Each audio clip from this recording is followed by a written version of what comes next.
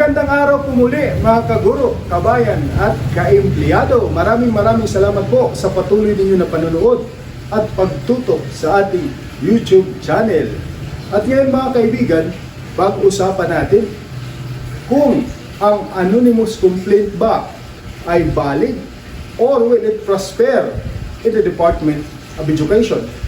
Well, according to Department Order number 49, series of 2006, particularly Section 8, Paragraph 4 states that no action shall be taken on anonymous complaint unless the disciplining authority decide to adopt the same and file it motu proprio.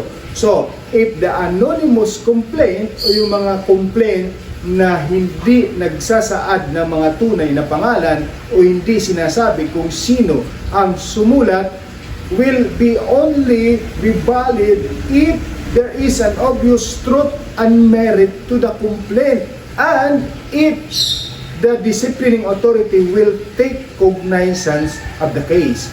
So for non-teaching, the disciplining authority is our school's division superintendent, while for teaching is the regional director. But you have to be reminded, anonymous complaint is dismissed because they do not conform to the requirements of a valid complaint. What are the requirements for a valid complaint? Number 1, full name and address of the complainant. Number 2, full name and address of the person complained as well as the position and office in the Department of Education.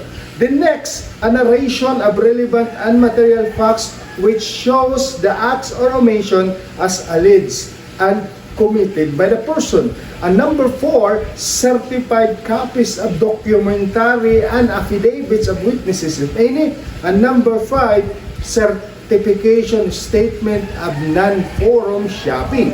So kadalasan po, kapag anonymous complaint, ay walang certification of non-forum shopping. So oftentimes, it is dismissed if there is no obvious truth and merit to the complaint unless the disciplining authority has take cognizance on it and file it motu proprio.